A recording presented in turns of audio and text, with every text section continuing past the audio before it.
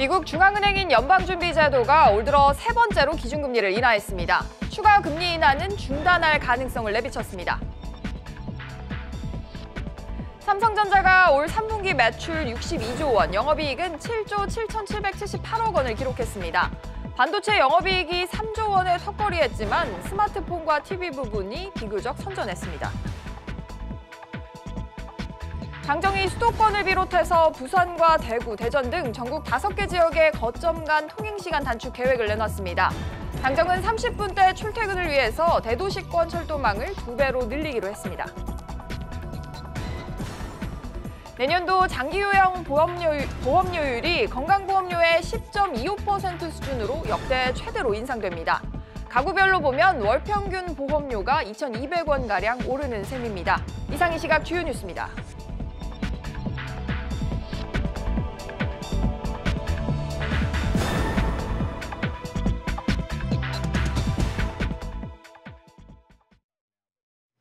시청자 여러분 안녕하십니까? 백브리핑 시시각각 시작합니다.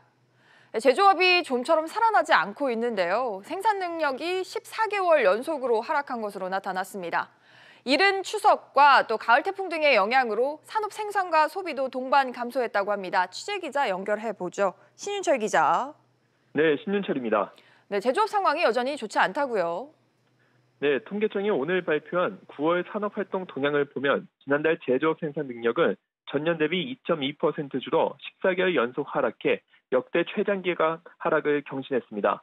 다만 제조업 평균 가동률은 전월 대비 2.2%포인트 상승한 75.6%를 기록했습니다. 전 산업 생산 지수는 108로 전월보다 0.4% 감소했는데요. 광공업 생산은 늘었지만 도소매와 금융, 보험업 등 서비스업 생산이 줄어든 영향입니다. 소비를 보여주는 소매 판매도 전월 대비 2.2% 줄었는데요. 21개월 만에 가장 큰 감소폭입니다. 통계청은 지난달 잦은 태풍과 비로 야외 활동이 줄어 숙박과 음식업 등 서비스업 생산이 감소했고 이른 추석, 유류세 인하 종료, 크지 않은 일교차 등으로 소비가 줄어든 것으로 분석했습니다. 네, 그런 상황이지만 투자는 살아나고 있다고요? 네, 그렇습니다. 설비 투자는 반도체 제조용 기계를 포함한 산업용 기계 투자가 증가하면서 전월보다 2.9% 증가했습니다. 넉 달 연속 증가세를 기록 중인데 다만 건설 실적을 보여주는 건설 기성은 전월보다 2.7% 감소했습니다.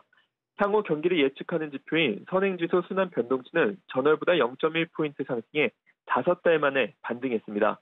현재 경기 상황을 보여주는 지표인 동행지수는 같은 기간 보합세인데요. 통계청은 동행, 선행 순환 변동치가 하락보다 횡보하는 모습을 보이고 있다며 경기가 바닥을 다지는 모습으로 해석되며 아직 개선되고 있다고 보기는 어렵다며 향후 흐름을 더 지켜봐야 한다고 설명했습니다. SBS CNBC 신윤철입니다. 삼성전자가 3분기 확정 실적을 발표했습니다. 시장의 예상치보다는 양호한 수준이라고 하는데요. 취재기자 연결해 보겠습니다. 서주연 기자. 네, 서주연입니다. 네, 삼성전자 확정 실적 바로 전해주시죠. 네, 삼성전자는 3분기 매출 62조 원, 영업이익 7조 7,800억 원을 기록했다고 밝혔습니다. 매출은 지난해 같은 기간과 비교하면 5.3% 하락했고 영업이익은 사상 최대 실적을 냈던 1년 전보다 55.7% 하락한 수치입니다. 그러나 지난 분기와 비교하면 매출은 10.5%, 영업이익은 17.9% 증가했습니다. 시장 예상치보다 선방했다는 분석입니다. 네, 이렇게 선방한 요인은 어디서 찾아볼 수 있을까요?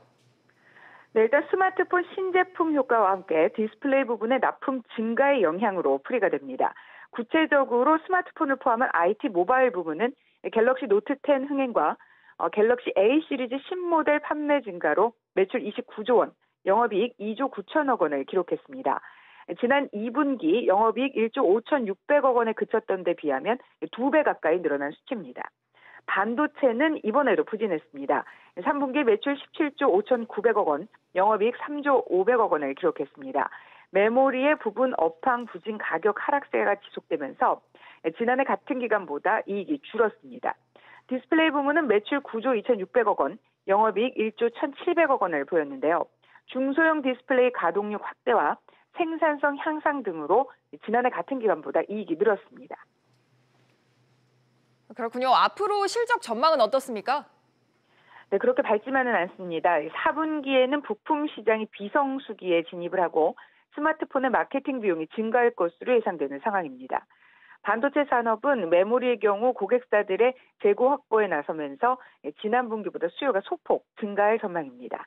SBS CNBC 서주연입니다. 미국의 중앙은행인 연방준비제도가 기준금리를 0.25%포인트 인하했습니다. 벌써 올 들어 세 번째로 내린 건데요. 당분간 추가 금리 조정은 없을 것으로 보입니다. 취재기자 연결해보죠. 장가희 기자. 네, 장가희입니다. 네, 이번 기준금리 인하 어떤 배경에서 이뤄진 건지 짚어주시죠. 네, 미 연준이 현지 시간으로 어제 기준금리인 연방기금금리를 0.25%포인트 인하했습니다. 올 들어 세 번째 내린 겁니다.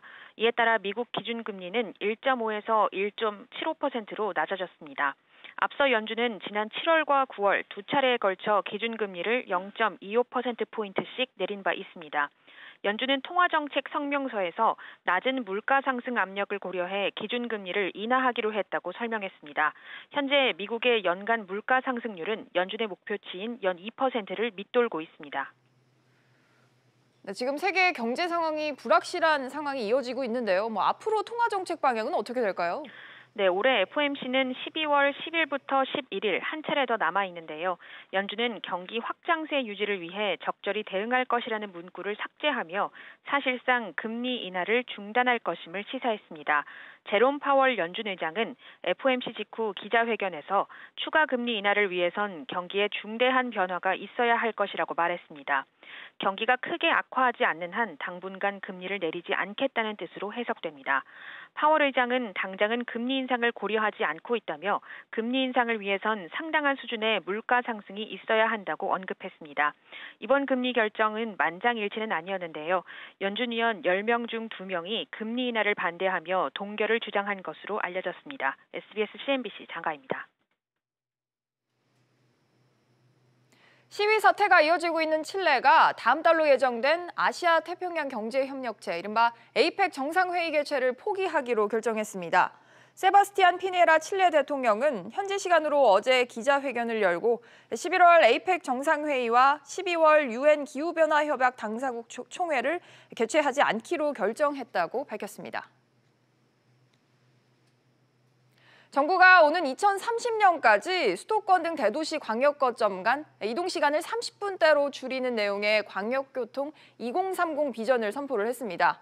이를 위해서 철도망을 현재의 2배 수준으로 늘리고 서울 강변북로나 올림픽대로 등에는 지하도로를 뚫는 방안도 추진하기로 했다고 합니다. 취재기자 연결해보죠. 김한진 기자.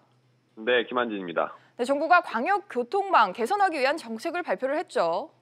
네, 정부와 여당은 오늘 오전 수도권 등 5대 광역도시권 교통 인프라를 대폭 확대하는 내용의 정책 방향을 제시했습니다. 광역 거점 간 통행 시간을 30분대로 줄이고 통행 비용과 환승 시간도 30% 줄이는 이른바 333 효과를 목표로 내걸었는데요. 김현미 국토교통부 장관은 대도시권 철도망이 현재의 2배 수준으로 늘어나고 수도권 인구 10명 중 8명이 급행철도 수혜를 입을 수 있다고 설명했습니다. 수혜 범위를 더 넓히기 위해서 서부권 등의 GTX급 신규 노선을 추가 검토해 내년 하반기까지 확정, 발표한다는 계획입니다. 또 지하철 4호선 노선을 개량해 급행열차를 투입하고 인덕원에서 동탄 등 신규 노선도 급행열차가 다닐 수 있도록 만들어서 급행 운행 비율을 현재의 2배 이상인 35% 수준까지 높이기로 했습니다. 성남과 위례 신도시 등에 놓이는 트램 노선을 GTX 거점역과 연결하는 방안도 검토합니다. 네, 또 도로교통 환경 개선도 추진이 된다고요? 그렇습니다. 남양주 왕숙과 부천 대장 등 3기 신도시에 다니게 될 간선 급행버스에 전용차로나 우선 신호 체계 같은 지하철 시스템을 적용하기로 했습니다. 기존 광역버스보다 이동시간을 30% 이상 줄이기 위해 막히는 구간 지하에 전용차로나 환승센터를 만드는 방안도 마련합니다. 또한 도심 내 교통정체를 해소하기 위해 강변북로나 올림픽대로 등의 대심도 지하도를 뚫는 방안도 검토합니다. 아울러 제1순환고속도로 상습 정체 구간 2곳을 복층으로 만들고 제2순환고속도로도 2026년까지 전 구간을 개통해 교통량 분산을 노린다는 계획입니다. 이와 함께 마일리지 적립으로 교통비를 최대 30% 절감할 수 있는 광역 알뜰 교통카드도 만들기로 했습니다. 네, 김 기자, 그럼 기존의 GTX 노선 계획도 예정대로 추진이 되는 겁니까? 어떻게 되는 겁니까? 그렇습니다. 파주 운정에서 서울을 거쳐서 화성 동탄까지 이어지는 수도권 급행철도 GTX-A 노선은 2023년, 그리고 신안산선은 2024년 준공한다는 목표입니다. GTX-B 노선은 2022년 하반기, 2021년 말 조기 착공을 추진하기로 했는데요. 계획대로 이뤄질 경우 고향 일산에서 서울역, 또 인천 송도에서 여의도 등 주요 거점 간 이동 시간이 현재의 절반 수준인 30분대로 줄어듭니다. SBS CNBC 김한지입니다. 미국의 항공기 제조사죠. 보잉이 만든 항공기 일부에서 균열이 발견된 것으로 드러났습니다. 해당 항공기들의 운항이 즉각 중단됐는데 우리 항공업계도 피해가 불가피해 보입니다. 취재기자 연결해서 알아보죠. 윤성훈 기자. 네, 윤성훈입니다. 네, 보잉이 제작한 기종에서 균열이 발견됐는데 우리나라에서도 관련 증상이 발견이 됐다고요? 네, 그렇습니다. 보잉 측은 737 넥스트 제너레이션 기종에서 동체 균열이 발견됐다고 밝혔습니다. 보잉은 전 세계 항공사들이 점검을 실시한 결과 53대의 항공기에서 동체 균열이 발견돼 운항이 중지됐다고 설명했습니다. 한국에는 해당 항공기 150대가 운항 중인데요. 비행 횟수가 3만이 넘는 항공기 42대를 우선 점검했습니다. 그 결과 9대의 항공기에서 균열이 발견됐고 해당 항공기의 운항은 즉각 중단됐습니다. 항공사별로는 대한항공 5대, 진에어 3대, 제주항공 1대로 나타났습니다. 네, 문제가 생긴 항공기들의 운항이 중단이 되기는 했는데요. 이게 아무래도 안전 문제다 보니까 사용자들, 그러니까 승객들은 여전히 불안할 수밖에 없을 것 같습니다. 네, 그렇습니다. 이 때문에 정부는 어제 9개 항공사 관계자들을 소집해 긴급 안전점검 회의를 열었습니다. 정부는 해당 기종 항공기 중에서 비행 횟수가 22,600이 넘는 22대에 대한 추가 점검을 다음 달까지 마치기로 했습니다. 또한 남은 86대의 항공기는 순차적으로 점검을 진행할 방침입니다. 추가 점검 과정에서 균열이 발견되는 항공기도 즉각 운항이 중단되는데요. 문제가 발견된 항공기들의 운항이 재개되기까지는 상당한 시간이 소요될 것으로 보입니다. 이 때문에 항공사들이 적잖은 타격을 입을 것으로 예상됩니다. SBS CNBC 윤성훈입니다. 손해보험사들의 자동차 보험 손해율이 고공행진하고 있습니다. 손해율은 고객에게 받은 보험료 대비 고객에게 지급한 보험료 비율입니다. 100%를 넘으면 받은 보험료보다 나간 지급액이 훨씬 많다는 뜻인데요. 손해보험사 11곳 중 몇 곳은 이 비율이 100%를 넘기도 했다고 합니다. 그러다 보니 보험료 인상으로 이어지는 게 아니냐 이런 전망도 나오고 있습니다. 취재기자 연결해서 자세히 들어보죠. 류정훈 기자. 네, 류정훈입니다. 손해보험사들이 울상이라는 얘기인데 간단히 말하면 손해율이 100%를 넘는 곳 어디입니까? 네, 지난달 손해보험 11개사 자동차 손해율은 모두 90%를 초과했습니다. 그중 MG손해보험의 손해율은 158.8%로 11개 회사 중 가장 높았습니다. 지난해 같은 기간보다 50%포인트 급등한 겁니다. 이어 롯데손해보험은 101.6%로 지난해보다 10.4% 오르면서 100%를 넘겼습니다. 이어 악사손해보험, 하나손해보험, 더케이손해보험 등 모든 손해보험사들의 손해율이 90%를 넘겼습니다. 네, 손해율이 이렇게 오른 이유도 궁금합니다. 손해보험업계는 구조적인 요인 때문에 손해율이 오른다고 평가했습니다. 자동차 정비 공임이 인상되고 한당 추나요법에 건강보험이 적용되면서 보험금 지급액이 급증했다는 설명입니다. 앞으로가 더 문제인데요. 겨울철은 날씨가 추워지면서 차 사고가 잦아져 손해율이 오르는 경향이 있기 때문입니다. 이 같은 원가 인상 요인에도 보험료를 반영하지 못한 게 큰 원인입니다. 그러나 이미 올해 2차례 보험료가 인상된 만큼 연내 추가 인상은 쉽지 않아 보인다는 전망입니다. 손해율이 늘어나면서 올 상반기 자동차 보험은 4,184억 원의 적자를 기록해 지난해 상반기 적자 규모 31억 원보다 큰 폭으로 늘었습니다. SBS CNBC 류정훈입니다. 소득이 있다면 이 소득에 맞춰서 건강보험료를 내고 계시죠?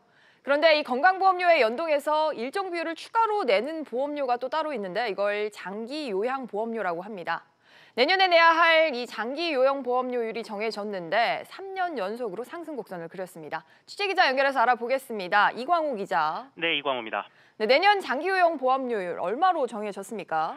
네, 10.25%로 결정됐습니다. 보건복지부는 장기요양위원회를 열고 보험료율을 올해보다 1.74%포인트 인상한다고 밝혔습니다. 이 보험료율은 지난 2010년부터 2017년까지 6.55%로 유지됐다가 지난해 7.38%, 올해 8.51%로 올랐고 내년에도 10.25%가 되면서 3년 연속 인상됐습니다. 소득에서 장기요양보험이 차지하는 비중을 계산해보면 올해 0.55%에서 내년 0.68%가 되는데요.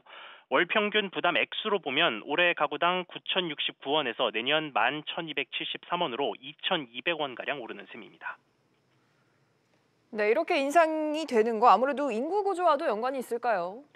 그렇습니다. 장기요양보험은 노인, 간호 등 요양 서비스에 쓰이다 보니까 고령화가 결국 이 보험료 인상의 근본적인 이유가 됩니다. 또 정부가 저소득층의 본인 부담금을 줄여주는 정책을 펼치면서 보험 지출이 늘어난 측면도 있습니다. 정부가 예상한 내년도 장기요양보험 총 수입은 9조 5,577억 원, 지출은 9조 6천억 원입니다. 다만 이 장기요양 재정은 보험료만으로 꾸러지는 건 아니고 정부가 예상 수입의 20%를 국비로 지원하도록 법에 정해져 있습니다. 하지만 올해 정부는 18.4%만 국비로 지원했고 내년에도 같은 비율이 예정돼 있습니다. 장기요양위원회는 관련해서 국비 지원율 20% 확보와 부당 청구 관리 강화를 위해 국회와 장기요양위원회 그리고 정부가 참여하는 정책 간담회 개최를 추진하겠다고 밝혔습니다. SBS CNBC 이광호입니다. 다음은 재계 소식들입니다. 인테리어 전문기업 한샘을 이끌어온 최양하 회장이 경영 일선에서 물러났습니다. 최 회장은 25년간 기업을 이끈 국내 최장수 CEO로 꼽히는데요. 취재기자 연결해서 알아보겠습니다. 김성훈 기자. 네, 김성훈입니다. 네, 최양하 회장이 퇴임 의사를 밝혔죠. 네, 한샘은 오늘 최양하 회장이 스스로 회장직을 내려놓는다고 밝혔습니다. 최 회장은 혼란을 주지 않기 위해 퇴임 날짜를 사전에 밝히지 않고 업무 공백을 최소화하기 위한 준비를 해온 것으로 알려졌는데요. 최 회장은 셀러리맨의 신하로 불립니다. 1979년 한샘의 평사원으로 입사한 뒤 부업 가구 부문을 업계 1위로 올려놓는 등 능력을 인정받아 입사 15년 만인 1994년 45살의 나이에 대표이사가 됐습니다. 이후 25년간 한샘을 이끌어왔습니다. 퇴임 후에는 후배 양성에 나설 뜻을 밝혔는데요. 최 회장은 한샘은 성공보다는 실패 사례가 많은 회사라며 겪었던 시행착오를 정리해 전수하는 것이 내 역할이라고 말했습니다. 네, 회장직을 맡았던 지난 25년간 성과라고 하면 어떤 게 있을까요? 네, 최양하 회장은 공간을 판매한다는 경영 철학으로 한샘을 성장시켜 왔는데요. 경쟁사가 소파와 옷장 등 가구를 구분해 팔 때 한샘은 안방과 거실 등 공간 단위의 상품으로 차별화했고요. 또 인테리어 설계부터 발주와 시공, 사후 관리를 모두 책임지는 서비스를 선보이기도 했습니다. 그 결과 한샘은 2013년 국내 가구 업계로는 처음으로 연 매출 1조 원을 기록했고요. 4년 뒤에는 매출 2조 원을 돌파하며 인테리어 대표 기업으로 자리매김했습니다. 최 회장이 물러나면서 한샘 차기 회장에는 역시 평사원 출신인 강승수 부회장이 선임될 예정이며 재무를 맡았던 이영식 사장은 부회장으로 승진해 전략기획실을 총괄할 것으로 보입니다. SBS CNBC 김성훈입니다. 고 조양호 전 회장, 한진그룹 회장이 보유했던 한진칼 주식이 한진일가에게 배분이 됐습니다. 이에 따라서 한진칼의 최대 주주에 조원태 회장을 비롯한 오너 일가가 이름을 올렸는데요. 자세한 내용 취재기자 연결해서 알아보겠습니다. 이한나 기자. 네, 이한나입니다. 네, 조양호 회장의 한진칼 지분이 상속이 됐다고요? 네, 상속에 따라 한진칼은 최대 주주가 고 조양호 전 회장 외 11명에서 조원태 회장 외 12명으로 변경됐다고 밝혔습니다. 조 전 회장의 부인 이명희 씨와 3남매가 고 조양호 전 회장이 보유했던 17.84%의 한진칼 주식을 법정 비율대로 상속받았는데요. 상속 이후 조원태 회장이 지분 6.46%, 조현아 전 대한항공 부사장이 6.43%, 조현민 한진칼 전무가 6.42%를 갖게 됐습니다. 한진칼 지분이 없었던 이명희 전 이루재단 이사장은 5.27%를 확보했습니다. 이로써 오너일가 중 조원태 회장의 지분이 가장 높아졌습니다. 네, 이 지분을 상속받으면서 내야 하는 세금도 있죠. 상속세는 신고가 됐습니까?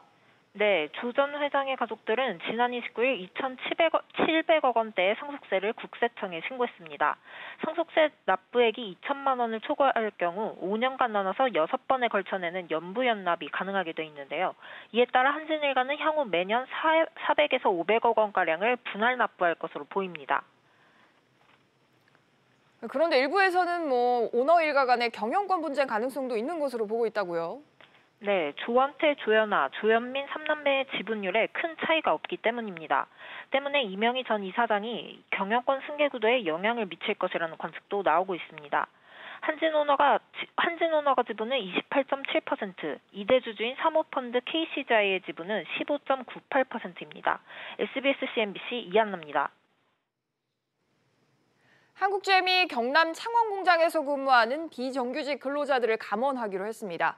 한국GM이 감원에 나선 이유와 또 비정규직 근로자들의 입장은 어떤지 취재기자 연결해서 알아보겠습니다. 권세욱 기자. 네, 권세욱입니다. 네, 이번에 감원하는 비정규직들의 규모 얼마나 됩니까? 업계에 따르면 한국GM 창원공장은 지난 24일 8개 하청업체에 공문을 보냈습니다. 비정규직 근로자 570명의 계약 기간이 올해 말로 종료된다는 통보입니다. 그러니까 내년 이후에는 계약 연장을 하지 않겠다는 내용입니다. 네, 이렇게 비정규직 감원이 이루어지는 이유도 전해주시죠. 판매와 생산 감소, 이에 따른 가동률 저하 때문입니다. 창원공장은 다마스와 라보, 스파크를 만들고 있는데요. 판매량 감소로 가동률이 낮아지면서 하루 2교대에서 1교대로의 전환을 추진 중입니다. 창원공장은 오는 2022년에야 새로 배정된 신차를 생산할 예정이라 그전까지는 현재 2교대를 유지할 수가 없다는 겁니다. 그렇군요. 비정규직 노조들의 입장은 어떻습니까? 창원공장 비정규직 노조는 한국GM의 통보가 정부의 불법 파견 판정에 어긋난다고 보고 있습니다. 고용노동부는 지난해 5월 한국GM 창원공장의 하청업체 소속 노동자가 모두 불법 파견이라고 판정했습니다. 이어 같은 해 7월 초까지 모두 직접 고용을 하는 시정명령을 내린 바 있습니다. 비정규직 노조는 현재 사측과 소송 중이기도 한데요. 창원공장 사내하청 노동자 105명이 한국GM을 상대로 낸 근로자 지위 확인 소송에서 지난 8월 승소한 바 있습니다. 이 때문에 일방적인 1교대 전환과 비정규직 계약 종료는 불법이라고 주장하고 있습니다. SBS CNBC 권세욱입니다. 다음 소식입니다. 금융당국이 신한금융투자에 대한 종합검사에 착수합니다. 이번 조사에서는 신한이 라임자산운용과 맺은 계약도 들여다볼 것으로 예상이 되는데요. 취재기자 연결해 보겠습니다. 이한승 기자. 네, 이한승입니다. 네, 신한금투에 대한 조사 언제부터 시작이 됩니까? 네, 금융감독원은 오늘부터 3주간 서울 여의도 신한금융투자 본사에서 종합검사를 진행합니다. 증권사를 대상으로 한 종합검사는 올해 상반기 KB증권, 하반기 유진투자증권에 이어 세 번째입니다. 앞서 금감원은 부동산 금융리스크 관리 적정성, 투자자 이익 침해 불건정 영업행위 등을 점검하겠다고 밝힌 바 있습니다. 여기에 신한금투가 라임자산운용과 맺은 총수익 스와프 계약도 관심사인데요. 총수익 스와프는 주식을 매입한 사람이 투자에 따른 수익과 리스크를 주식을 매각한 사람과 나눠 갖는 대신에 고정된 이자 수입을 없는 파생거래 종류입니다. 이 계약에 계속 관심을 받는 것은 라임이 1조 5천억 원대에 달하는 환매 중단 사태를 야기한 데 이 총수익 스와프 계약이 진원지로 지목됐기 때문입니다. 금감원은 이번 검사를 통해서 신한금투가 어떤 목적으로 라임과 이 계약을 맺었는지 등을 파헤칠 전망입니다. 네, 기자 또 어떤 점을 좀 들여다보게 될까요? 네, 자산과 부채를 부풀린 신한금투의 회계 처리 실수도 눈여겨볼 대목입니다. 신한금투는 지난 11일 수년간 재무제표를 작성하는 과정에서 일부 차입 주식을 보유 주식으로 잘못 회계 처리했다고 공시한 바 있습니다. 이로 인해서 2016년부터 3년간 자산과 부채, 영업수익 등이 과대 계상됐는데요. 이에 신한금투 측은 단순 업무상 착오라고 일축한 바 있습니다. 또 금감원은 자본시장 특별사법권 경찰 특사경이 선행매매 혐의를 수사 중인 만큼 신한금투 리서치센터의 선행매매 여부도 집중적으로 들여다볼 것으로 전해졌습니다. SBS CNBC 이한승입니다. 증시 상황입니다. 미국 연준의 기준금리 인하 소식 때문일까요? 오늘 국내 증시 계속해서 오름세 보여주고 있습니다. 코스피가 0.1%가량 오르며 이제 2,100포인트 향해 가고 있고요. 코스닥 역시 0.67% 오름세를 보이며 659포인트 나타내고 있습니다. 오늘 눈에 띄는 종목들 함께 살펴보시죠. 삼성전자 같은 경우에 3분기 확정 실적을 발표하면서 이제 오름세 보여주고 있고요. 한샘 역시 지금 최양하 대표이사의 퇴임 소식으로 오름세 보여주고 있습니다. 그런가 하면 한진칼 같은 경우에는 지금 한진그룹의 오너가가 고 조양호 전 회장의 한진칼 주식을 법정 비율대로 상속받았습니다. 이 소식이 현재 떨어지고 있는데요. 3.2%가량 떨어지며 거래 가격 3250원에 거래되고 있습니다. 지금까지 증시 상황이었습니다. 네, 오늘은 10월의 마지막 날입니다. 일상이 바빠서도 체감상 찬바람이 일찍 불면서 가을이 여러모로 잊혀진 계절이 되어가는 거 아닌가 싶은데요. 거리에 또 공원에 단풍이 제법 들었습니다. 오늘은 점심 식사 후에 잠시 거닐어 보시는 것도 좋을 것 같습니다. 뉴스 마칩니다. 고맙습니다.